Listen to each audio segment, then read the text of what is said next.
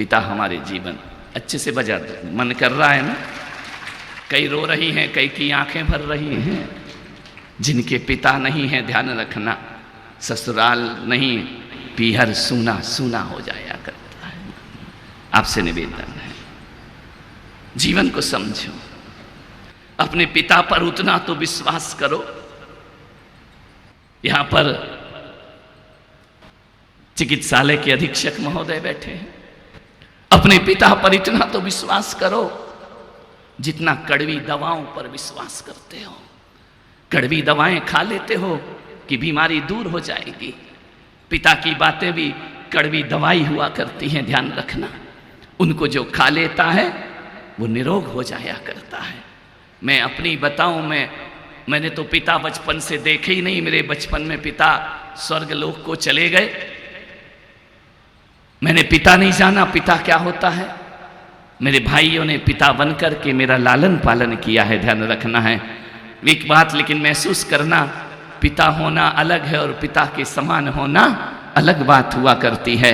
पिता का प्रेम मैंने आचार्य पुष्पदंत सागर की शरण में जाने के बाद मैंने जाना कि एक पिता का प्यार क्या हुआ करता है, पिता का दुलार क्या हुआ करता है।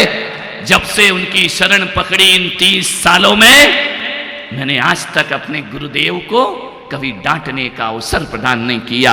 जब भी उनके पास मिला उन्होंने मुझे गले से लगाया, दूर रहकर भी मेरे पर उनका वात्सल्य बरसता। आप लोग नहीं, मेरे भक्त जानेंगे मेरे गुरु का मेरे ऊपर कितना अनुग्रह है।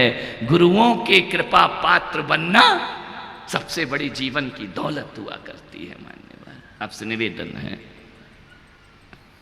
नेचर बदलो,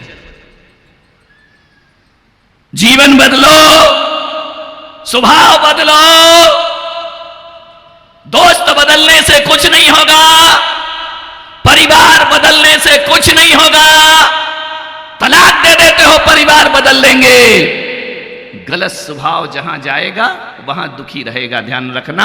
भेष बदलने से कुछ नहीं होता है, परिवेश बदलने से कुछ नहीं हुआ करता है, मकान बदलने से कुछ नहीं होता है, रिश्तेदार बदलने से कुछ नहीं होता है, गुरुओं को बदलने से कुछ नहीं होता।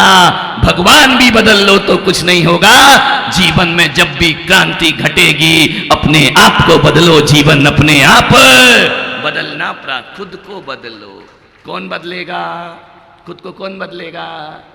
बोलो बोलो। सास ने सोच रखी है कि बहू को ना बदल दूं तो मैं फूलन देवी नहीं, ध्यान रखना, बदल के ही रहूंगी। और बहू ने भी सोच रखी मैं भी टस से मस होने वाली नहीं। अब क्या होगा? अब क्या होगा? सास ने सोचा बदल दूंगी और बहू कह रही है मैं भी अपने बाप की औलाद हूं, टस से मस नहीं होंगी बुढ़िया। अब क्या होगा? बोलो अब क्या होगा? बोलो क्या होगा? अब अतश्री महाभारत प्रस्तुत करता गोदरेज, ध्यान रखिए। मान्यवर, महाभारत मत करो घरों में। आपसे निवेदन है, कौन बदलेगा? खुद को बदलना पड़ेगा, खुद को बदलना पड़ेगा।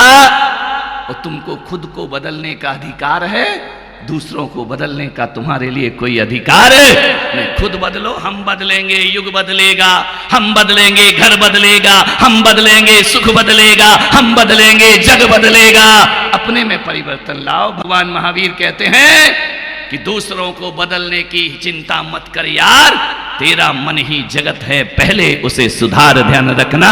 हम अच्छे हैं तो जग अच्छा है। अच्छा आदमी कहीं भी चला जाए, हीरा यदि तिजोरी में रहे तो भी कीमत नहीं खोता है, दुकान में रहे तो भी कीमत नहीं खोता है, किसी भीलनी के पास रहे हीरा तो हमेशा हीरा। अपना स्वभाव हीरे जैसा बनाए। मन ये कोई मैं सत्यनारायण की कथा नहीं सुना रहा हूं, मैं केवल तुम्हारी कथा सुना रहा हूं। भगवान की कथा क्या सुनाना, वो तो अपनी कथा बनाकर दुनिया से विदा हो गए। मैं चाहता हूं कि आपकी कथा भी ऐसी कथा बन जाए कि आने वाला कोई और संत आपका नाम लेकर अपना प्रवचन प्रारंभ करे, शुरुआत करे, तो हमारा जीवन सार्थक और सफल होगा। जीवन को बदलो। मान्य बदलना पड़ेगा। दुनिया उल्टी है, दुनिया का गणित बड़ा उल्टा है। यहां दूसरों को बदलने जाओ तो कुछ नहीं होता, खुद को बदल लो तो सारा जमाना। नजरें बदली तो नजारे बदल गए, नजरें बदली तो नजारे बदल गए, और किश्ती ने रुख पलटा तो किनारे बदल गए। अपने को बदलो, अपने को बदलो, सुखी रहना है। कोई तुम्हें सुखी नहीं कर सकता है, तुम्हारा स्वभाव तुम्हें सुखी करता है और तुम्हारा स्वभाव तुम्हें दुखी करता। जीवन को बदलो, बदलना पड़ेगा, आज नहीं तो कल। तुम नहीं बदलोगे, वक्त बदल देगा, ध्यान रखना। और जब वक्त बदलेगा तो बहुत कष्ट होगा मेरे भाई। वो वक्त तुम्हें बदले उससे पहले अपने आप को बदल लेना। चाहे खुद को बदलो, खुद को बदलने के अलावा हमारे पास कोई दूसरा रास्ता नहीं है। पलकें झुका कर जियो, अपने माँ बाप के सामने आंख उठा के बात मत करो, गुरुओं के सामने आंख उठा के बात मत करो, पलकें झुका कर बात करो। ध्यान रखना, जो पलकें झुका के बात करते हैं, एक बात याद रखना, जीवन का गणित बड़ा उल्टा है। दुनिया पे नजरें डालो तो दुनिया नजरें फेर लेती है, और दुनिया से नजरें फेर लो तो दुनिया अपने पे नजरें गड़ा के भागती थी दुनिया। जब तलब करते थे हम, भागती थी दुनिया जब तलब करते थे हम। और जब से इसे ठुकराया है, पास आने को बेकरार है, पास आने को। जब हम दुनिया के पीछे भागते थे ना, तो दुनिया और हमसे आगे भागती थी। और जब से मैंने इस दुनिया को ठुकराया, दुनिया हाथ जोड़कर मेरे सामने आकर दरवाजे पे लगी रहती लाइन 5 बजे से, दर्शन दे दो, दर्शन दे दो। जब हम चाहते थे तो कोई नहीं आता था, और हमने चाहना बंद कर दिया, सारी दुनिया हमें चाहना प्रारंभ हो गई। नजरें झुकाओ, नजरें झुकाओ, पलकें झुकाकर जियो। एक सूत्र दे रहा हूं बेटियों को, बहुओं को, बच्चों को, युवाओं को, पलकें झुकाकर जियो, दुनिया तुम्हें पलकों पे बिठा लेगी। ध्यान रखना है, पलकों पे बैठने का यही रास्ता है। कभी जैन मूर्तियों को देखना जिनालय में जाकर। एक दुनिया में जैन मूर्तियां ऐसी हैं जिनकी पलकें झुकी हुई हैं। महावीर ने पलकें झुका ली, ऋषभदेव ने पलकें झुका ली, परशुनाथ ने पलकें झुका ली। ध्यान रखना, जब से उनने अपनी पलकें झुकाई, सारी दुनिया ने उन्हें अपनी पलकों पर बिठा लिया, सबकी पलकें उठ गई। ध्यान रखना है, पलक झुका के जियो।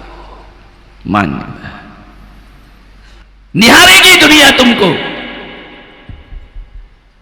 जितना दुनिया की चाहत रखोगे, दुनिया उतना दूर भागेगी। चाहत मत रखो, अपने आप को चाहो। नादान हो तुम, कभी रिश्तेदारों को चाहते हो, कभी दोस्तों को चाहते हो, कभी वस्तुओं को चाहते हो, कभी सामान को चाहते हो। अरे इतनी चाहत तेरे दिल में है तो ऐ नादान इंसान, अपने आप से प्रेम करना सीख ले, सारी दुनिया तुझे प्रेम करना प्रारंभ हो जाएगी। खुद को प्रेम कर, खुद को प्रेम कर। व्यवहार कैसा हो, नेचर बदला कि फ्यूचर बदला। मान्यवर, डिग्रियों से जिंदगी नहीं बदलती है। कितने भी कॉलेज में पढ़ लिख लो, बोलने का सलीका नहीं आया तो, व्यवहार अच्छा नहीं रहा तो कोई नहीं आएगा। एक बात याद रखना, 1000 लीटर नींबू का रस कहीं पर रख दिया जाए ड्रम में, एक भी चींटी उसकी तरफ आकर्षित नहीं होती है। ध्यान रखना। और एक बूंद शक्कर की चाशनी कहीं पड़ी हो, 1000 चींटियां उसकी तरफ आकर्षित हो जाया करती हैं। खट्टा व्यवहार बनाओगे, कोई तुम्हारे पास नहीं आएगा। मीठा व्यवहार रहेगा, हजारों लोग तुम्हारे पास चले आए। मीठा व्यवहार बनाओ। मान्यवर, निवेदन है, आग्रह है आपसे। कितने भी सुंदर देखो, बोलना नहीं, कितने भी अच्छे देखो, व्यवहार अच्छा नहीं, कोई तुम्हें पसंद करने वाला नहीं है। एक निवेदन है, एक वकील थे, उनका एक बेटा था, बेटे की शादी करना थी, लड़की देखने गए। कई घर उन्होंने देख लिए, लड़की पसंद नहीं आई। एक घर में और गए, लड़की के पिता ने कहा कि आइए वकील साहब, तुम्हारा बेटा योग्य है, मैं चाहता हूं कि मेरी कन्या का विवाह तुम्हारे बेटे के साथ कर दिया जाए। वकील साहब ने कहा ठीक है, मैं बेटी देखने जरूर आऊंगा तुम्हारे घर में। वकील साहब पहुंचे, जाकर के देखते हैं कि मां भोजन परोस रही है लड़की की। मां ने बड़ा स्वागत किया, सत्कार किया। लड़की के पिता ने कोई कमी नहीं रखी। पानी का गिलास मां लेकर आई, नाश्ता मां लेकर आई। लड़की बैठी है। वकील साहब ने कहा ठीक है, लड़की देखी, खूबसूरत थी, सुंदर थी। बोले हम चलते हैं, बाद में जवाब देंगे। चले गए। 1 दिन हो गया, 2 दिन हो गया, 8 दिन हो गए। लड़की के पिता ने कहा कि भाई साहब रिश्ता मंजूर है। वकील साहब ने कहा एक बार और देखने आऊंगा। बोले आ जाओ, स्वागत है आपका। दूसरी बार गए, मां झाड़ू लगा रही है, वो टीवी देख रही है, ध्यान रखना, मोबाइल चला रही है। वकील साहब ने कहा ठीक है, घर जाके जवाब दूंगा। फिर घर चले गए, फिर फोन लगाया, वकील साहब अब क्या हुआ? बोले एक बार और देखूंगा। देखा, गए, इस बार और ज्यादा स्वागत हुआ। रेट बढ़ते जा रहे हैं, स्वागत बढ़ते जा रहा है, शायद पसंद आ जाए। बोले लड़की तो पसंद है ना आपको? बोले नहीं नहीं, उसकी चिंता मत करो, एक बार और मैं देखना चाहता हूं। वकील साहब देखने गए।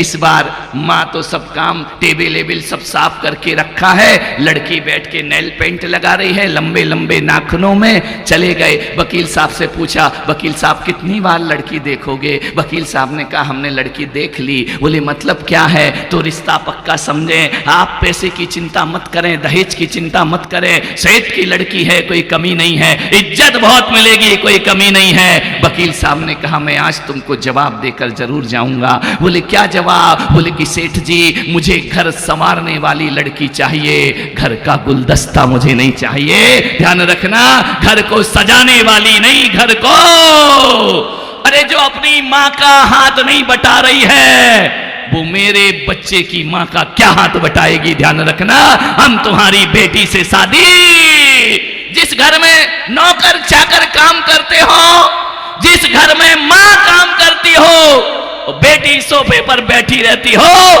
ऐसी बेटी और ऐसी दौलत की हमको कोई जरूरत नहीं है, हम इससे शादी नहीं कर सकते हैं। मान्यवर, मात्र तालियां मत बजाओ, मेरा निवेदन है बेटियों को जरा योग्य बनाने का प्रयास करिए। बहुत डिग्रियां दिला दी, बेंगलोर पढ़ रहे हैं, कोटा में पढ़ रहे हैं, पूना में जाकर पढ़ रही हैं। ऐसी बेटियां हैं जिनको भोजन बनाना नहीं आता है। ध्यान रखना, रसोई में नहीं जाती हैं, उन्हें आटा गूंथना नहीं आता है, उन्हें सब्जी बनाना नहीं आता है। एक बात ध्यान रखना, भगवान महावीर ने, भगवान ऋषभदेव ने 72 कलाएं दी हैं एक सफल मनुष्य के लिए। ध्यान रखना, 1-2 कला नहीं, 72 कलाएं दी हैं। जब तक 72 कलाएं नहीं आती हैं, आदमी अपूर्ण रहा करता है। पूर्ण मानव कौन? भरत चक्रवर्ती महाराज ने पूछा, हे भंते, हे भगवान ऋषभदेव, इस जगत में पूर्ण मानव कौन होता है? भगवान ऋषभदेव ने कहा, जिसको 72 कलाएं आती हैं वो जगत में पूर्ण मानव हुआ करता है। 72 कलाएं? बोले हाँ, एक आदमी को पूर्ण बनाने में 72 कलाएं हुआ करती हैं। ध्यान रखना, आदिनाथ पुराण में पढ़ना, जब यहाँ ऋषभ कथा होगी तब बताऊंगा 72 कलाएं कैसे हुआ करती हैं। एक आदमी को पढ़ना लिखना भी आना चाहिए, लेकिन आज के माँ बाप अपने बच्चे को केवल डिग्री और पढ़ने लिखाने में लगाए हैं, जीवन जीना नहीं सिखा पा रहे हैं। ध्यान रखना, हजारों लाखों रुपए होते हैं, लेकिन तुमने अपनी बेटी को संघर्ष में जीना सिखाया है? तुमने अपनी बेटी को बुरी परिस्थिति में जीना सिखाया है? तुमने अपनी बेटी को ऐसे समय में जीना सिखाया है? कि बेटी एक दिन जिंदगी में वो अवसर भी आ सकता है जब तेरे साथ कोई ना होगा, उस समय तू अपनी जिंदगी कैसे जिएगी। ये 72 कलाएं हैं। श्री राम ने माता सीता को वनवास दे दिया, पिता ने बेटे को दिया, पति ने पत्नी को दे दिया, जाओ वनवास। ध्यान रखना, एक धोबिड़े के कहने से राम ने सीता का परित्याग कर दिया। लोगों ने कहा है रामायण का ये वाला अंश अच्छा नहीं लगता है कि किसी धोबी के कहने से सीता का परित्याग कर दे। महापुरुषों को ऐसा नहीं करना चाहिए। एक गर्भवती नारी को जंगल में छोड़ देना ये राम का आदर्श नहीं हो सकता है। मान्यवर, लोगों ने राम पर उंगलियां उठाई। राम ने ये गलत किया, जब जानते थे सीता पवित्र है तो उसे वनवास क्यों भेजा। मैं पुलक सागर कहता हूं, ऐसी गलती श्री राम कभी नहीं कर सकते हैं। ऐसी गलती राम ने कभी नहीं की है, बल्कि राम ने सीता का परित्याग नहीं किया।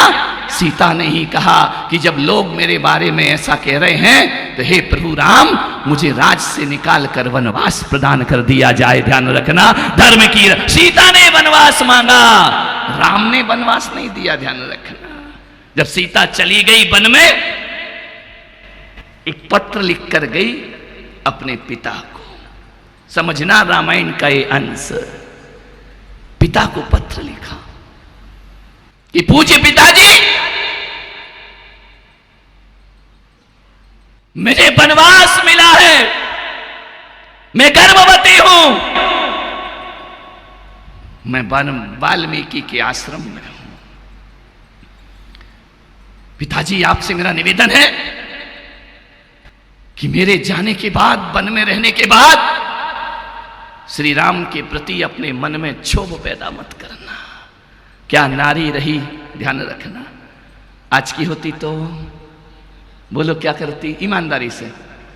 आज की छोड़ो, तुम होती तो क्या करती, अदालत तक घसीटूंगी बच्चे तुझे। ध्यान रखना, तू होता कौन है मुझे जंगल भेजने वाला, तुझे जंगल में डाल दूंगी। ध्यान रखना, आज की होती तो नीली टंकी और सीमेंट तैयार है। ध्यान रखना, निपट गया होता आदमी अभी तक तो।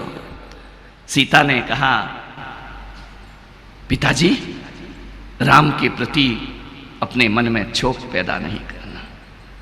और एक निवेदन है पिताजी आपसे कि श्री राम को मेरे वनवास काल में एक बार जनकपुरी जरूर बुलाना। यदि आप जनकपुरी नहीं बुलाओगे तो श्री राम ग्लानि से भरे रहेंगे, आत्मग्लानि से। जनक का संदेश गया महाराज राम के पास कि हे राजा राम, हे मर्यादा पुरुषोत्तम, सीता का पिता जनक तुम्हें बुलाता है। सीता की माता सुनैना का स्वास्थ्य अच्छा नहीं है। जब से सीता गई है वह बिस्तर पर है।